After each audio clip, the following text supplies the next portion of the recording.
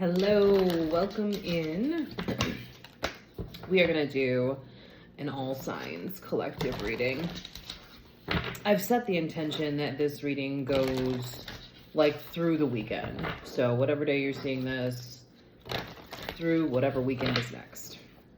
All right.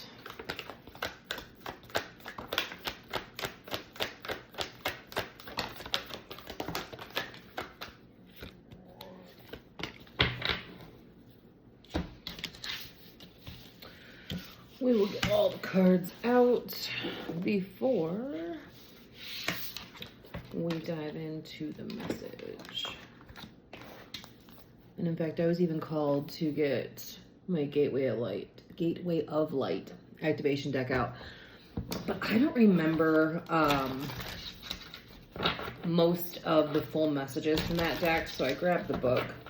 So let me pull these and then I'll pull that. That'll be how we start, because I'll read that from the book. It's already looking like you guys got a lot going on. But like you're also ready for it. And being ready is important.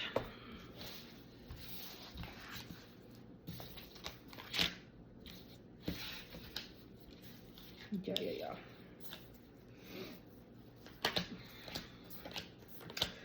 Honestly, I probably should have had these all pulled before I even pressed record, but you know what? Here we are. All right, last thing I'm gonna do is I'm gonna pull from the Gateway deck and we will read that message and then we will dive in.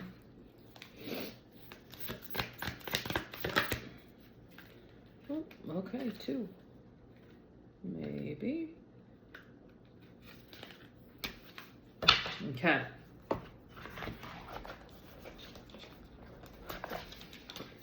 We have Pleiadian activation. Oh, I like this. And then I am presence. Now for the I am presence, it says light body activation, ascending the divine within. And then the Pleiadian activation says coming together, harmony in the heavens and resolution. So let's see. Damn near pulled it right here. Pleiadian energy is about coming together in peace and in harmony. You are blessed to receive this gateway, for it's a powerful message of assurance that whatever uncomfortable energy you are experiencing right now will soon be washed away. The Pleiadians are beings who believe in complete honor of their planets and their people. They acknowledge that in seeing and connecting with one another, they have an opportunity to see and experience the divine. They also know the consequences of disrespecting others.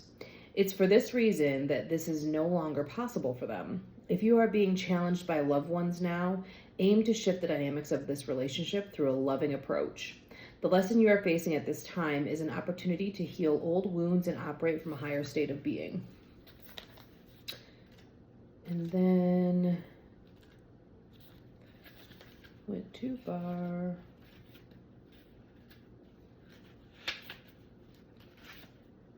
What? Why? Here it is. The I am presence. Your message.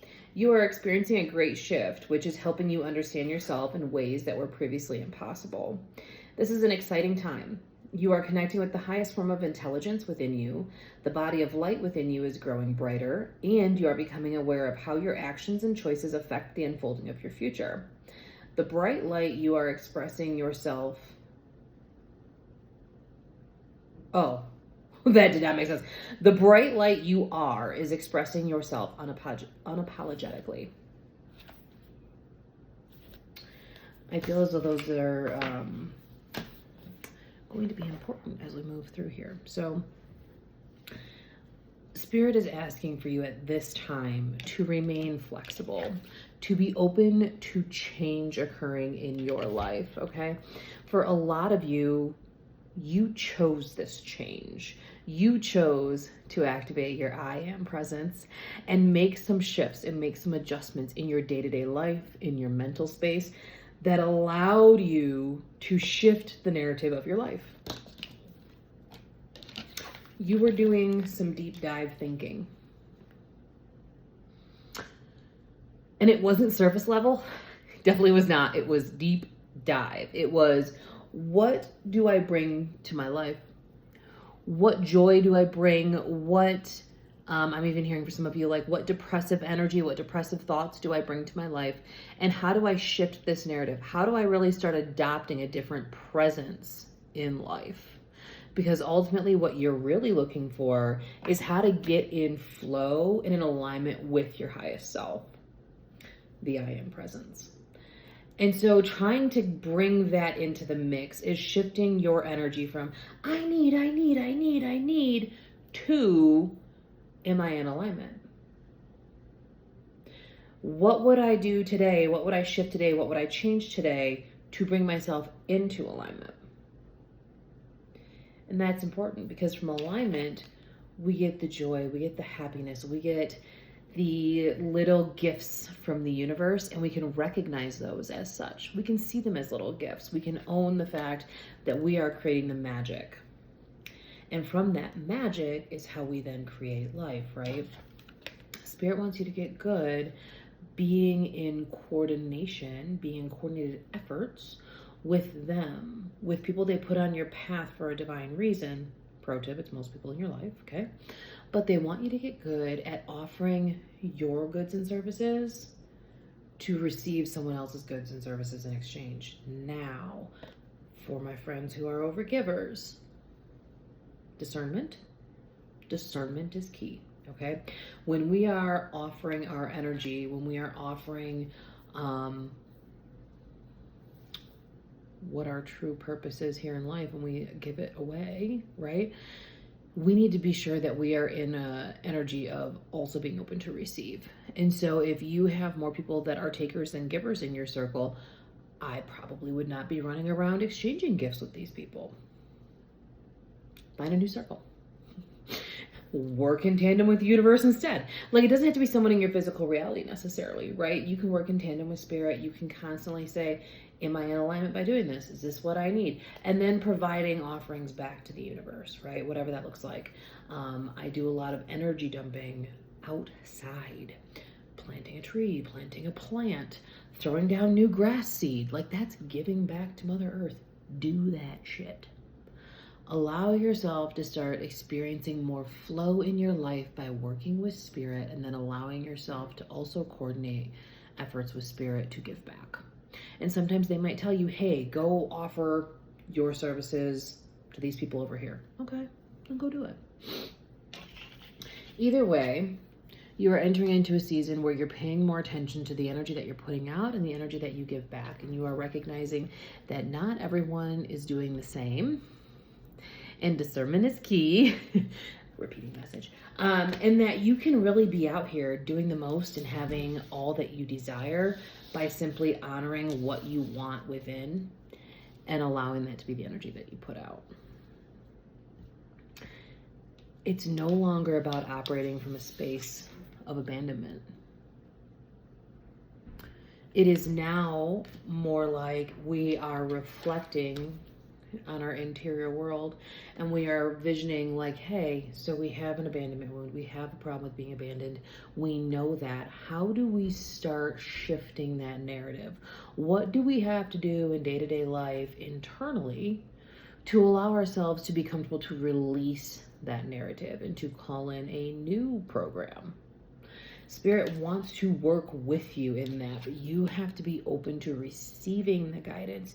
You have to be open to desiring the guidance. This will be the stuff that you would intuit. Okay? This will be the stuff that maybe we do some shadow work on. Being in the mystic energy says, hey, all spiritual avenues lead to spiritual growth. And ultimately what you're seeking right now is an avenue for spiritual growth. And so allowing yourself to be open to those avenues and allowing yourself to really understand that what we're trying to do is take our past, learn from our mistakes, learn from our experiences, and then funnel that into a new experience. You cannot have a future without having the present. You cannot have the present without having the past. All places and spaces you have inhabited are relative. You need to be able to take up that space. You need to be able to own that space to be able to continue persevering and pushing forward, which is ultimately what we're looking for here. Being open to receive is also a tricky space to be in when you are navigating the deeper emotional waters of shadow work. Shadow work has been a consistent theme in most of the readings I've been doing the past week or two, and it's been a consistent theme in my life. So if it's coming up for you, please know that Spirit sees the work that you're putting in to release yourself from these shadows. They know that these shadows have been confining and that they have been keeping you in a blocked off state for a lot of you. But we don't have to remain in that energy. We can actually free ourselves from that energy and allow ourselves to really grow and evolve. It's about taking a stand and recognizing everything we need to do this is inside of ourselves. We have, you have, I have the connection to source, the connection to spirit that allows us to grow and evolve, that allows us to change the course of our reality so we can have a different future. It seems like a big and daunting task oftentimes when you are being tasked with changing your entire reality, and Spirit wants you to know they are providing you the extra mile. They are providing you the extra strength. For some of you, the extra strength, etc. If you get migraines when you up level, to really dive in here and see what it is that you can release yourself from. Because where you're headed, there is nothing but joy. There is nothing but balance. There is nothing but working in tandem with the divine, which allows you to live your life by design. Get creative. Get crafty while trying to create your new life and allow Spirit to guide you through it. The majority of you are coming out of a dark night of the soul. Those are those deeper, somewhat depressive episodes that we go through when we have a spiritual up level, when we're working with the universe and trying to get out of a certain state of energy, right? And so oftentimes when shadow work presents itself to us, we are more in a dark night of the soul, and there's varying degrees of those, okay? And it's about recognizing that that's the energy that we're in, and on the other side is a beautiful spiritual up level. If you are in the spiritual community and you are using your gifts may be activated differently. You might have more gifts now than you thought you did before, because you probably do. Your gifts may start working differently. They might start working faster. They might be way more in tune, and they also might just feel so natural you don't realize that you're using them. You're in the right space. You're doing the right thing. What we want from you now is to remain open to receiving. Love yourself, nurture yourself, show up for yourself, so that way as you progress down this path, you have the ability to balance out the weird, wonky energy inside of yourself. You don't need external sources or external forces to help you with that. And then you can remain emotionally stable. You can find your balance within to be stable when the things go crazy and wild and they go left and we were anticipating to go right. Or maybe we were anticipating to go straight. Doesn't matter.